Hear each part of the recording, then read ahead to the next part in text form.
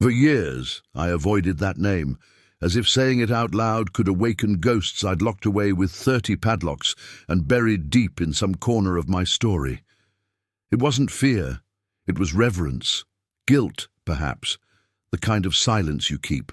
Not because there's nothing to say, but because saying it would feel too small compared to what was lived.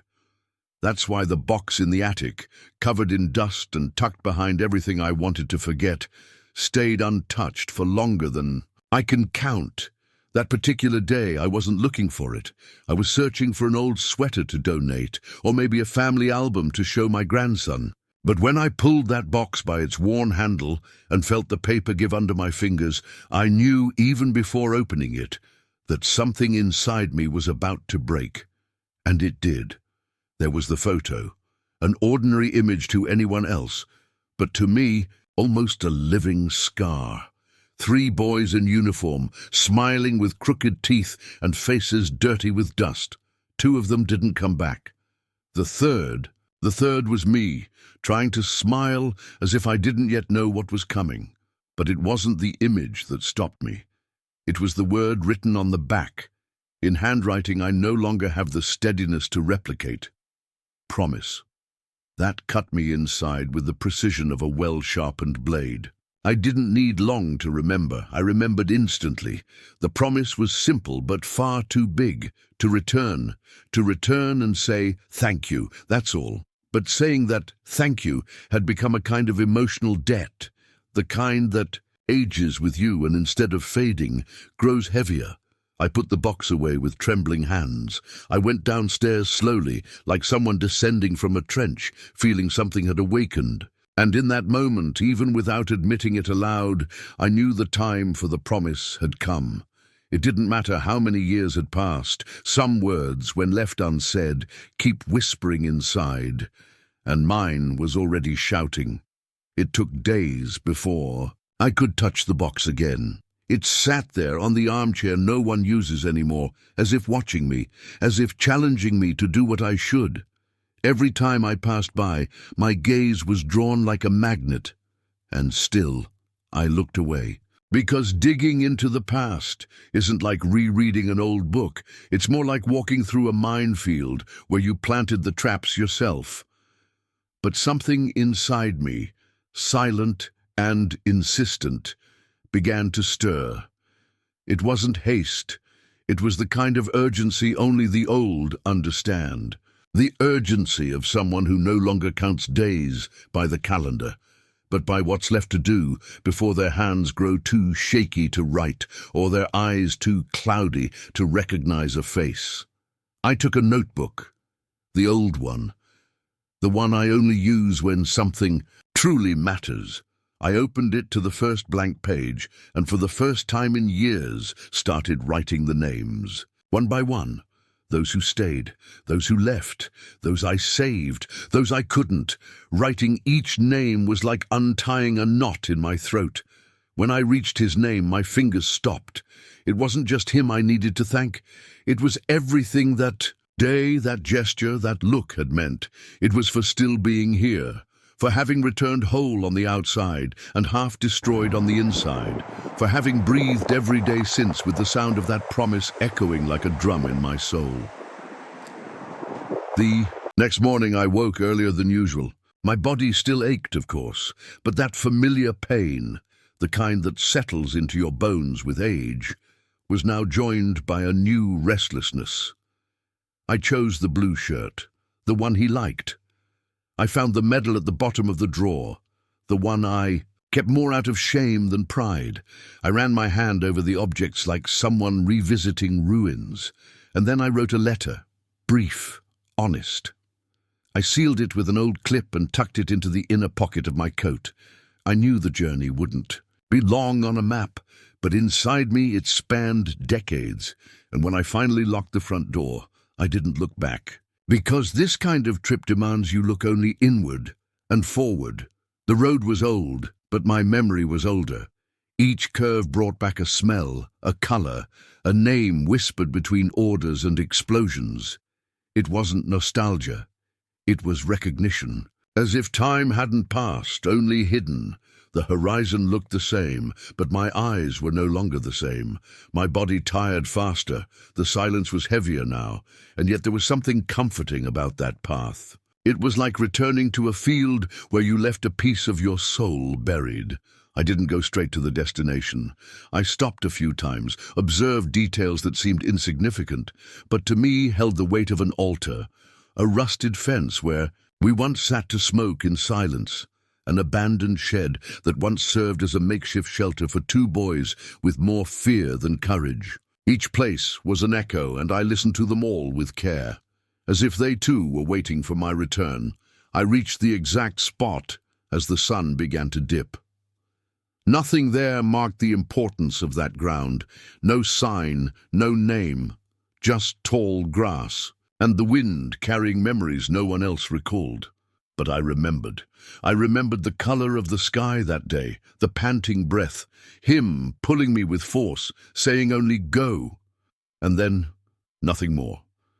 For years, I wondered if he survived. For years, I blamed myself for not returning sooner. And there, standing with my feet rooted in the ground where I once left a thank you trapped in my throat, I understood that it wasn't the absence of an answer that hurt. It was the absence of my courage. And now, even if late, I was there, with a body bent by time, but with the word intact in my mouth. I took the paper from my pocket. It was crumpled, damp from my hands, but still legible. I read it in a low voice, not to the wind, not to myself, but to him, because I needed him to know that I never forgot, that I came back. What I didn't expect was that someone was watching me. A boy, or rather, a young man, maybe in his 30s, standing on the other side of the fence with a curious but respectful look. He didn't say anything at first, and neither did I. We just exchanged the kind of glance that only happens when two generations meet in silence and realize they have more in common than they'd like to admit. He pointed to the spot where I stood and asked, in a low voice, "Did you know someone from here?" I took a deep breath, swallowed the dry throat, and answered with what was left of my voice, "Yes." But he never came back. The young man nodded slowly, as if understanding more than he said. Then he introduced himself, Nathan, grandson of a local mechanic. He said he grew up hearing stories about soldiers who passed through there. He mentioned that every now and then someone like me showed up, but they never stayed. They just looked, took a photo, and left. I stayed. I can't explain what made me speak. Maybe the way he looked at me. Without pity, without haste, I started to tell. Not everything, not all at once, but enough. I spoke about the day I met the man who saved me, about the promise, about why I was there. Nathan listened like someone storing each word in a safe. When I finished, he asked if I'd like to visit a place, an old warehouse, still used as a meeting spot for the town's elders. He said maybe someone there would know who I was talking about. It sounded unlikely, but unlikely was the very fact that I was there with a trembling voice and an open soul. So I went. We walked together in silence. And in that silence, a strange kind of trust was born. On the way, Nathan told me, his grandfather used to talk about a soldier who, though wounded, went back to save another. He said the story always seemed too exaggerated, like the ones told to grandchildren before bed. But according to him, his grandfather swore it was true, that he'd witnessed it, hidden behind a fence, too scared to help, but too lucid to forget. When Nathan looked at me again, something shone in his eyes. "Maybe it was you." I didn't answer. I didn't know if it was, but I felt a tight knot forming in my throat. Maybe that old man saw me. Maybe the thank you I carried wasn't just for one man, but for everyone who, without knowing, sustained the little humanity I had left there. In the warehouse, time seemed to have refused to pass. The smell of aged wood, the muffled sound of steps on the worn floor, and the low voices that fell silent as I entered, as if they'd recognized in me something more than a passing old man. Nathan introduced me without much fuss, just said I had an old story to tell. And curiously, no one laughed, no one doubted. On the contrary, the faces around me, all marked by decades, looked at me with a seriousness that made me feel less like an intruder. An old man with faded blue eyes stood with difficulty and came to me. He extended his hand firmly and said his name, Frank. Then he asked mine. When I answered, his eyes narrowed, as if pulling a memory from somewhere too deep. I was a boy, he said, but I remember a soldier limping down that road. I remember because my father made me promise I'd never forget it. I sat slowly, as if accepting more than an invitation, accepting a return. Frank spoke of his father, a simple man who helped hide wounded soldiers until they could be evacuated. He said one time a young man showed up carrying another on his back, bleeding, desperate. "Was that you?" he asked. I shook my head, unable to answer, because in that question was the confirmation I'd never had. The man who saved me didn't just exist. He was seen, he was remembered, and even without a name or medal, he was passed down as a legend of quiet courage. My hands trembled. I took the letter from my pocket. "I came to deliver this," I said. Frank took the envelope as if it were made of glass. He said he didn't know the soldier's name, but his father kept a handkerchief with the initials, HL, found days later near where it all happened. He went to the back of the warehouse, rummaged through an old box, and returned with the stained, hand-embroidered piece of cloth. My legs nearly gave out. It was him, Henry Lowell, the name I hadn't spoken in 58 years, the name that saved me. That handkerchief was more than proof. It was his presence before me. I placed the letter beside it. "Then let it stay with him," I whispered. "Even if no one reads it, he'll know." We stayed there for a while, without needing to say anything.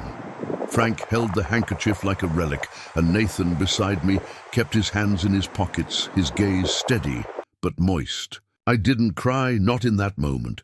There was a peace so dense inside me that any tear would just be a delayed reflection. I touched the handkerchief with my fingertips and felt as if I were touching Henry's hand one last time.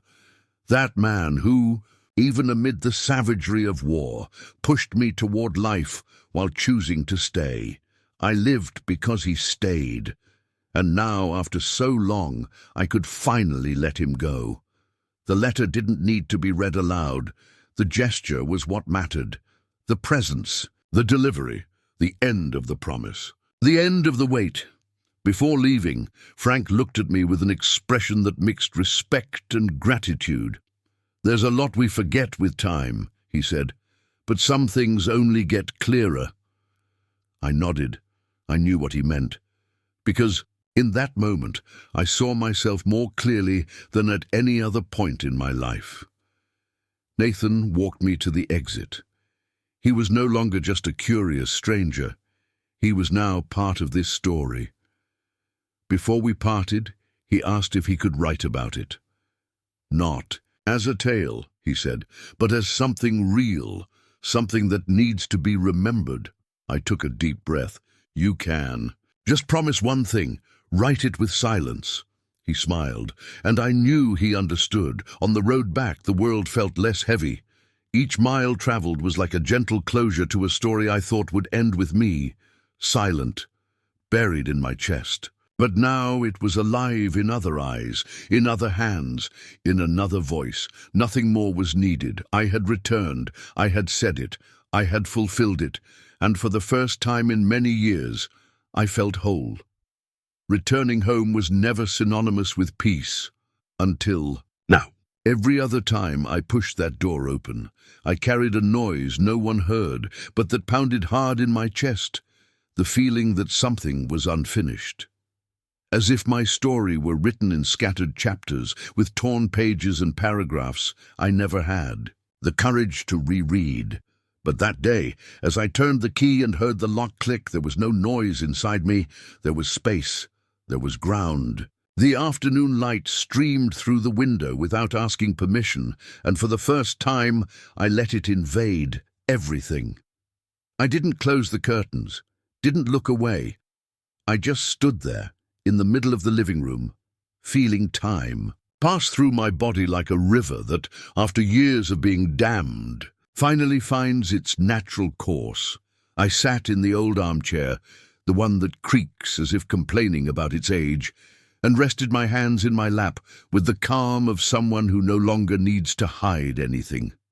The silence of the house, once tight, like a shirt buttoned to the collar, was now light, airy, a clean silence, not from the absence of sound, but from the absence of weight. I looked at the objects around me with different eyes. The crooked picture frames, the mug with the chipped handle, the clock that runs 3 minutes slow every week. All of it now seemed part of a world I belonged to, and not as a survivor, but as someone who chose to live, even after the war out there, the war in here. It was strange and beautiful to realize that something in me had changed without fanfare. I no longer expected redemption, but I received something even rarer: peace. And when you find peace after so long carrying absences, you don't shout, don't run, don't announce. You sit, you breathe, and you give thanks. It was in the middle of an ordinary morning, one that would have gone unnoticed before, that I realized how much I'd changed. I was washing a mug, the same one I use every day, when I caught myself humming, nothing specific, just a murmur, the kind that slips out when your soul is light enough not to mind the sound of its own voice. And in that moment, with my hands dipped in warm water and the light cutting through the curtain, I felt a gratitude that caught me by surprise. Gratitude for still being here, for having returned, for having said it, for somehow having been heard, even if by no one but myself. This lightness began to spill over in quiet ways. I started going to the corner store more often, just for the pleasure of chatting with the lady who always offers me apples as if I were her only customer. I accepted the Veterans Center's invitation to join a discussion group, not to talk about medals or missions, but to listen, to hear stories that hurt and heal at the same time. I started writing again, simple things, loose memories, snippets of thoughts that for years I thought didn't deserve paper, but now asked to leave my head and take up space in the world. Not to become a book, not to be read, just to exist. And curiously, I started seeing others differently too. The mailman who folds the newspaper carefully in the box. The boy next door who plays ball alone and waves at me shyly. The woman at the thrift store who calls me sir with a sweetness that's not obligation but choice. All of it started to matter more. Or maybe I just relearned to see. Because when you leave a piece of the past in its rightful place, you make room to see the present more clearly. It was on a Saturday afternoon, while sorting through papers that usually slept eternally in the back of a drawer, that I found the photograph. It wasn't recent, nor was it in good condition, but there, amid the faded edges and yellowed time, was the image of a group of men smiling with the urgency of those who don't know if tomorrow will exist. In the center, him, Henry Lowell. The only photo I had left from that time, and I didn't even remember I'd kept it. I touched the paper with my fingertips, like someone apologizing for taking so long, for letting it slip, for almost forgetting. I took the photo to the living room and placed it beside a vase with fresh flowers. It wasn't an altar. It was just a reminder, a way to say, I came back, and you're still here. That night, I wrote a different letter, not to him, but to myself, thanking myself for waiting for the right time, for not letting me give up on the promise, for surviving the war out there and the harder one, the one that comes after when everything feels too quiet. I told myself I was free, that I could finally live without carrying the debt of stifled gratitude, because I had said it, and more. Importantly, I had been heard. By the earth, by memory, by the young man who will carry on the story I bore for so long. Today, my routine has no grand events, But it's full of meaning. Every washed mug, every walk to the square, every letter answered with shaky handwriting is a celebration of what I almost let slip away, the now. Sundays smell of fresh bread and newspaper. Sometimes I get a call from Nathan saying he's writing. Other times only the wind visits me, and that's okay, because there's a serenity in knowing that life, even with its voids, carries on with beauty.